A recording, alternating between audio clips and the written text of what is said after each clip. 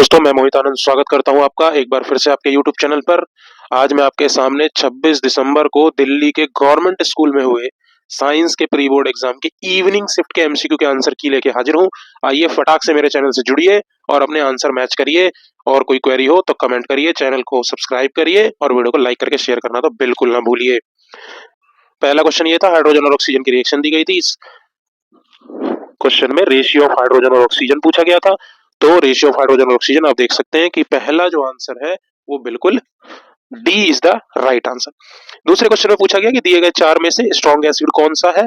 तो sulphuric acid जो है वो एक स्ट्रॉन्ग एसिड है, तो ऑप्शन बी बिल्कुल सही है।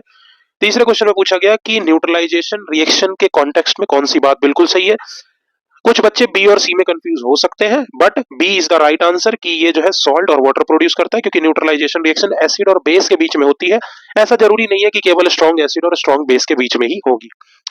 फोर्थ क्वेश्चन का आंसर है कि क्या होगा अगर सोडियम रिएक्ट करेगा पानी के साथ। सोडियम एक हाई रिएक्टिव मेटल है, जब हाई रिएक्टिव मेटल वाटर के साथ रिएक्ट करता है पानी यहाँ पर ठंडा ही होगा, तो सोडियम हाइड्रोक्साइड यानी मेटल हाइड्रोक्साइड और हाइड्रोजन गैस रिलीज होती है। तो इसलिए इसका answer number A, option number बिल्कुल सही है। क्वेश्चन नंबर 5 में कहा गया कौन सा कंपाउंड बनेगा जब एक कार्बोक्सिलिक एसिड अल्कोहल के साथ रिएक्ट करेगा। तो कार्बोक्सिलिक एसिड का कार्बन कंपाउंड जब अल्कोहल के कार्बन कंपाउंड के साथ रिएक्ट करेगा तो एस्टरिफिकेशन रिएक्शन है और बनेगा एस्टर, ध्यान रखिएगा। सिक्स्थ क्वेश्चन में कहा गया कि कौन सा मोड ऑफ न्यूट्रिशन होता है जिसमें ऑर्गेनिज्म अपने फूड को दूसरे लिविंग ऑर्गेनिज्म के बॉडी से एक्सट्रैक्ट भी कर लेता है, उन्हें मारता भी नहीं है। तो ऐसे जो होते हैं वो parasitic mode of nutrition follow करते हैं, जैसे लीच, लाइस, कुस्कुटा, ये सारे इसके उदाहरण हो सकते हैं। सातवें क्वेश्चन में कहा गया कि रिफ्लेक्स एक्शन का टर्म क्या डिफाइन करता है। तो रिफ्लेक्स एक्शन स्टिमुली के प्रति होने वाले एक इनवॉलेंटरी एक्शन का इनवॉलेंटरी रिस्पॉन्स का परिणाम है। तो option B is the right answer. आठवें क्वेश्चन में कहा गया कि इन प्लांट्स कौन सा पार्ट रिस्पॉन्सिबल है ओव्यूल के प्रोडक्शन के लिए। देखो, ओव्यूल बनता है ओवरी के अंदर, इस चीज को ध्यान रखिएगा, इसलिए इसका आंसर नंबर डी बिल्कुल सही है। नौवें क्वेश्चन में पूछा गया कि कौन से टाइप का इमेज कॉन्वेक्स लेंस के द्वारा बनाया जाएगा अगर ऑब्जेक्ट को फोकस पॉइंट के पीछे रखा जाए। तो कॉन्वेक्स लेंस में जब फोकस पॉइंट के पीछे रखा जाएगा तो रियल और इन्वर्टेड इमेज ही बनती है। क्वेश्चन नंबर 10 की बात करता हूं, कौन सा कंडीशन होता है जब लेंस लेस फ्लेक्सिबल हो जाता है उम्र के साथ और नियर विजन को अफेक्ट करता है। तो इसका आंसर है प्रेस बायोपिया, ध्यान रखिएगा, ऑप्शन सी। 11वें में कहा गया 11वें में कहा गया कि अगर वोल्टेज डबल हो गई तो करंट को क्या होगा। ओम्स लॉ कहता है कि वोल्टेज और करंट एक दूसरे के डायरेक्टली प्रोपोर्शनल है, तो अगर वोल्टेज डबल हो गई तो करंट भी डबल हो जाएगी, इसलिए आंसर होगा ए।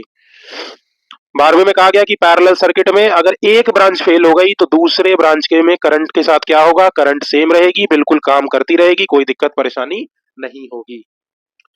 Which of the following statement about electric power is true. तो इलेक्ट्रिक पावर को लेके ऑप्शन नंबर ए सही है, क्योंकि इसमें कहा गया है करंट और वोल्टेज के प्रोडक्ट के बराबर होता है, और पढ़ चुके हो तो पता है कि पावर बराबर V इंटू आई। अभी लेटेस्ट सैंपल पेपर में ही ये सारी चीजें डिस्कस हुई थी।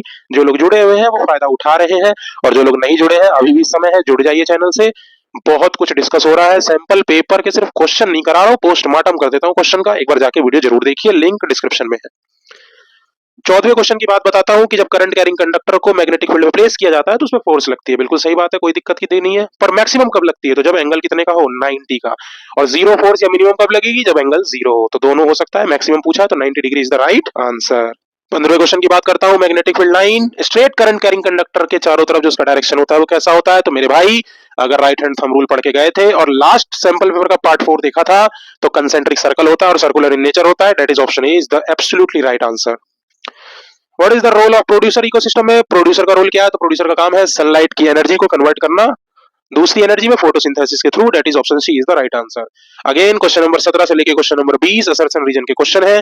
17वें का ऑप्शन है सी। ऑप्शन सी इसलिए सही है क्योंकि असर्शन तो सही है कि फॉर्मूला CnH2n का चलता है, शॉर्ट्स जाके देख लो, कार्बन की पड़ी हुई है। लेकिन एल्कीन में एक ट्रिपल बॉन्ड होता है, बात बिल्कुल गलत है, क्योंकि अगर ट्रिपल बॉन्ड होता तो एल्काइन कहलाता, एल्कीन नहीं होता, इसलिए असर्शन ट्रू और रीजन गलत, तो ऑप्शन सी।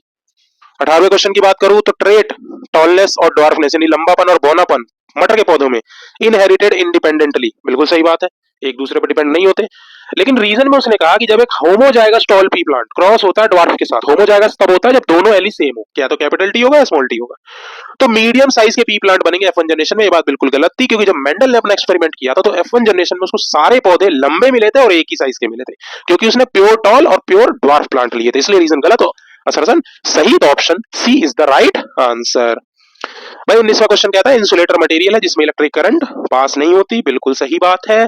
कारण क्या है कि इसके जो इलेक्ट्रॉन होते हैं बहुत टाइटली बाउंड होते हैं और आसानी से फ्री मूव नहीं कर पाते। तो रीजन भी बिल्कुल सही है और एक्सप्लेन भी कर रहा है, इसलिए इसका option A is the right answer.